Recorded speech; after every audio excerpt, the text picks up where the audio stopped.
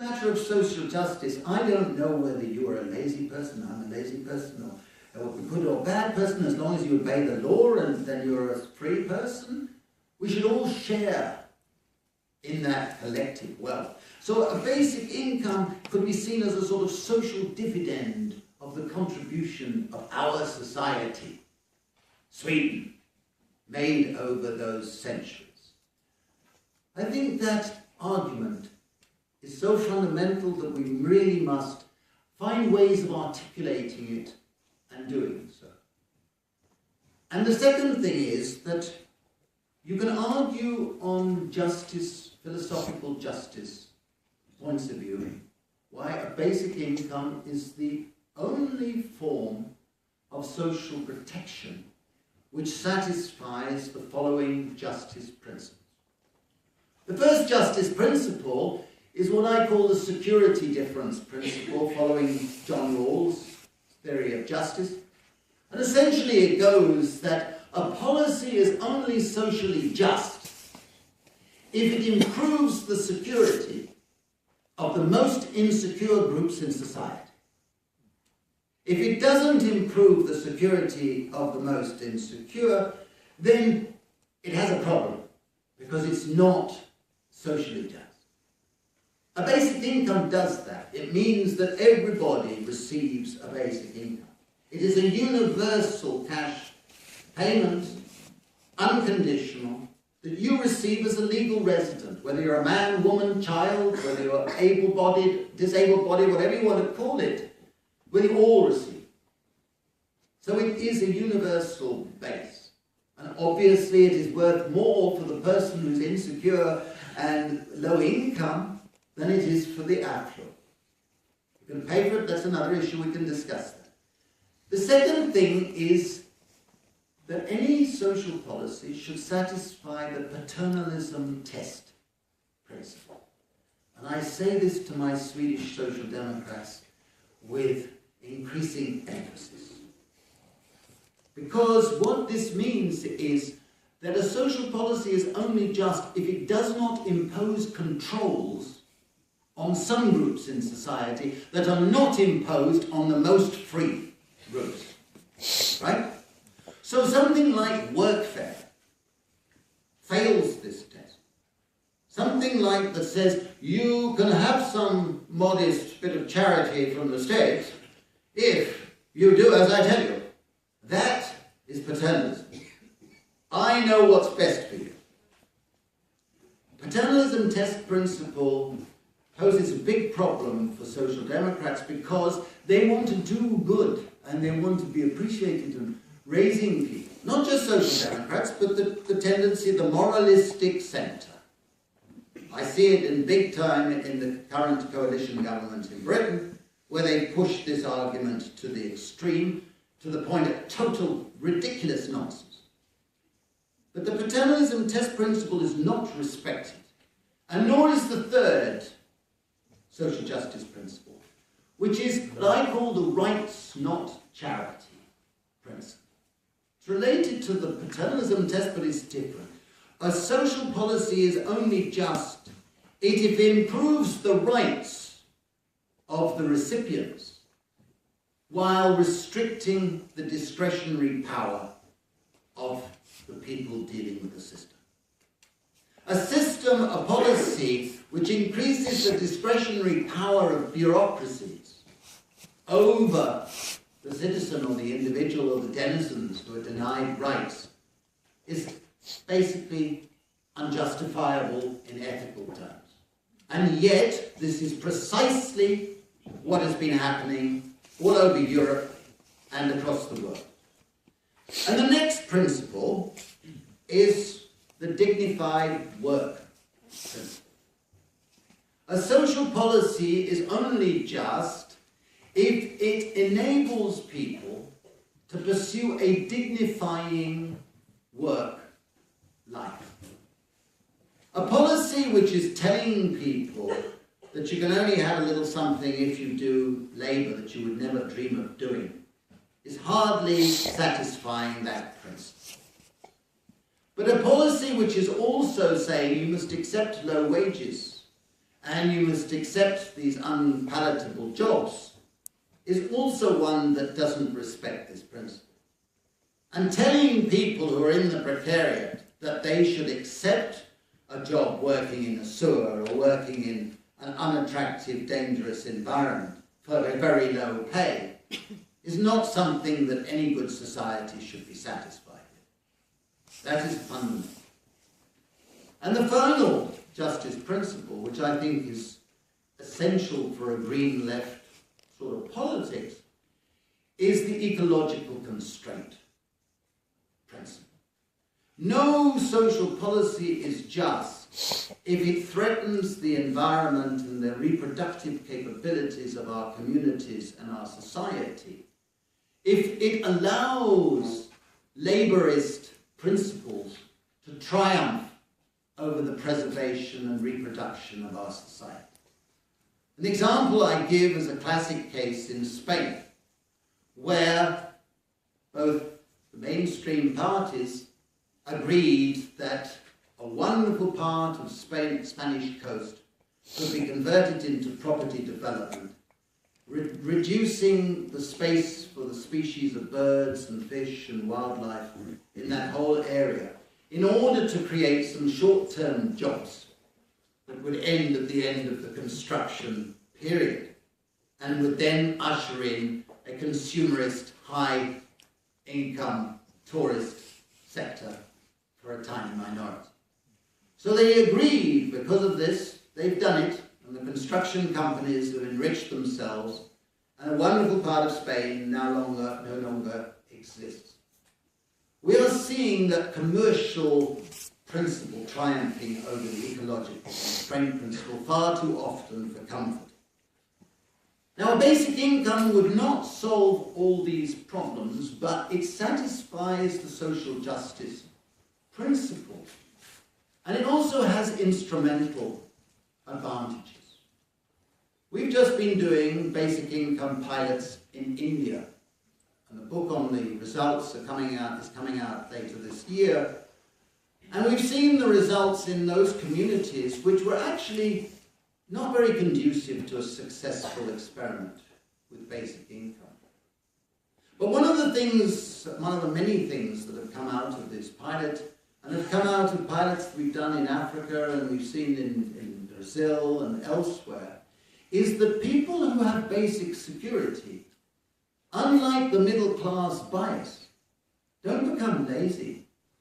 They don't go and sit around and do nothing because they suddenly have basic security. It energizes them. It gives them a sense of confidence. It makes people work more because they want to improve their lives. I dare say 99% of us in this room, if we had a basic income that gave you 1/3 of the median income of Sweden, I would dare to guess that none of you would stop working. It's the fact that we work to develop our capabilities to improve our lives from where we are starting from. And having basic security enables people to have more confidence, to be able to deal with short-term contingencies, to feel greater control over their lives, and therefore participate as equal citizens with some sense of dignity.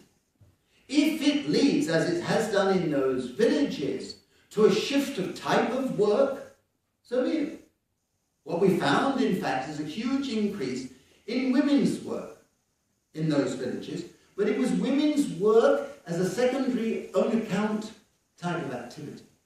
Because they suddenly had a sense of control, a sense of access to liquidity in which they could actually do something and do their own work.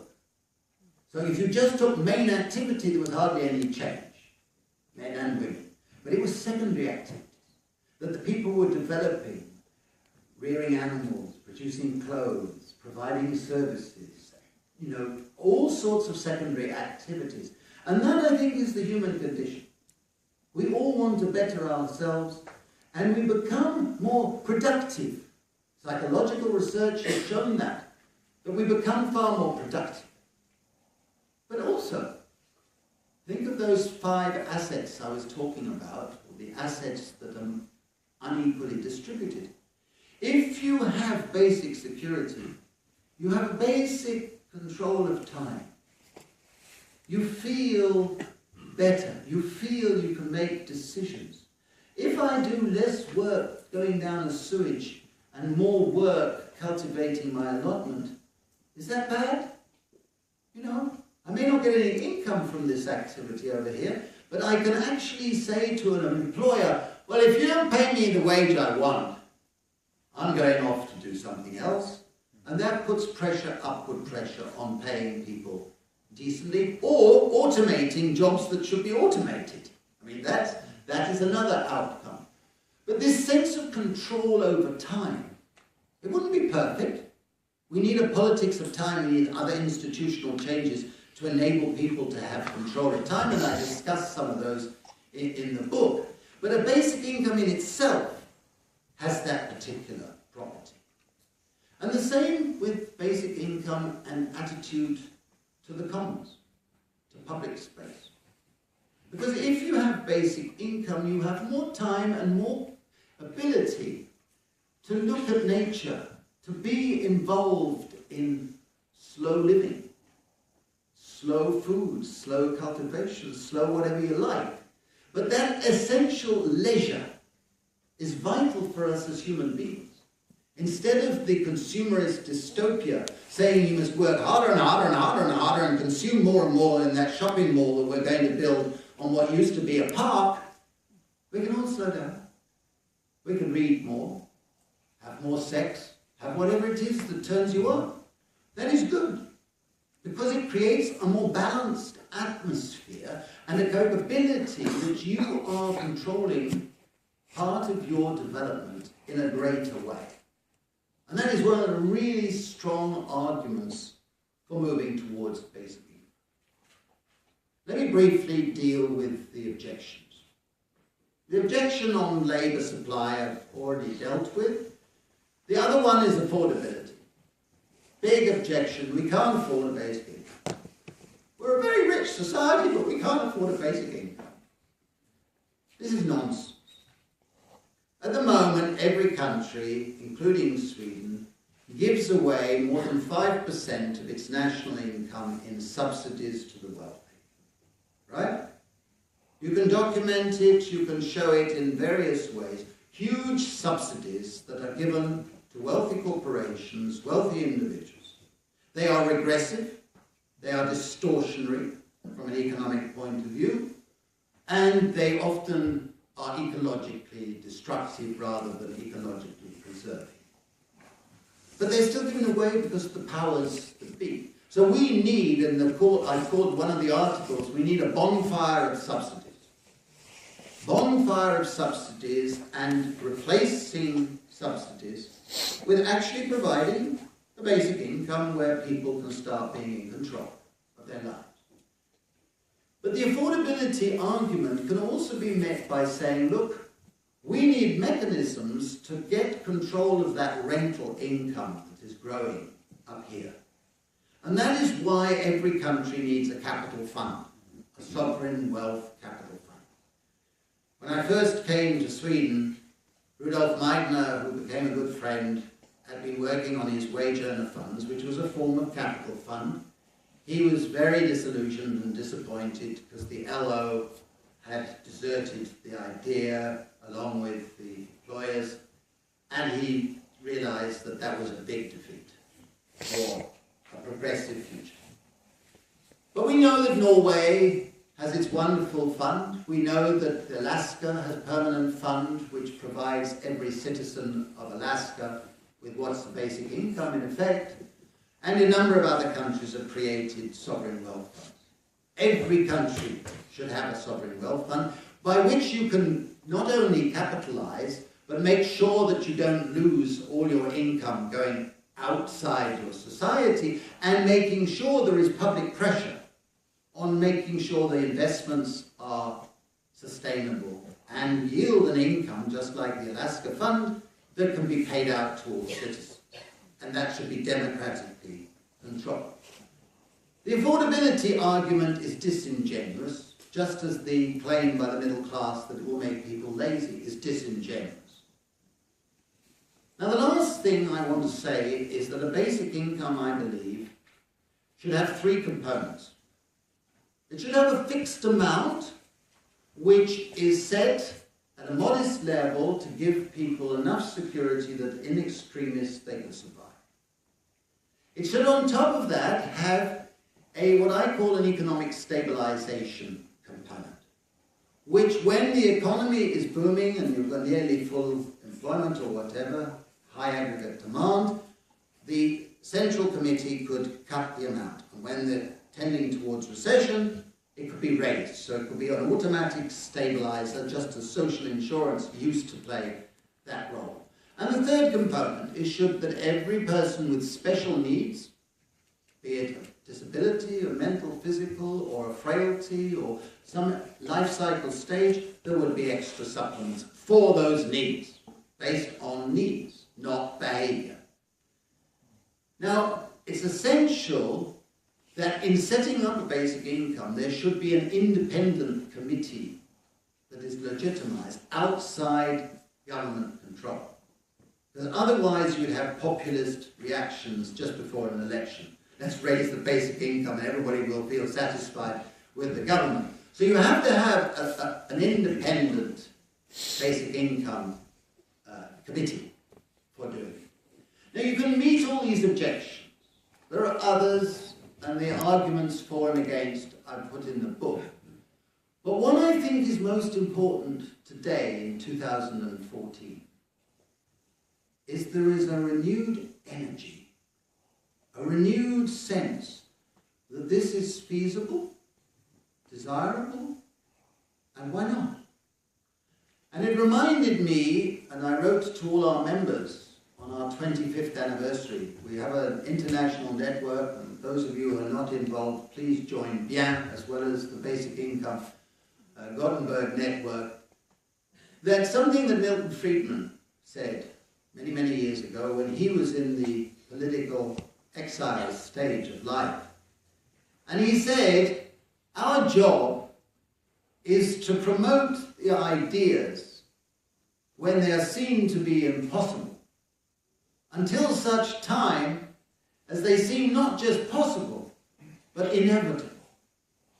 And he lived long enough to see himself going from being regarded as a nutcase to be receiving a Nobel Prize. None of us should aspire to this, but he realizes that ideas take time to change.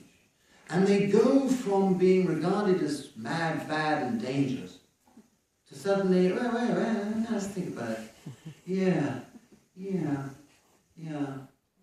And it's going to take a new generation of political activists with the courage and the ability to face down the skeptics on television interviews or wherever and say, yeah, I do believe in giving people money. Yeah? And what do? You know, instead of being put on the defensive, feeling that in actual fact, yes. And what do you have to say? Let's discuss. We're moving very fast to that stage. And I think that's great.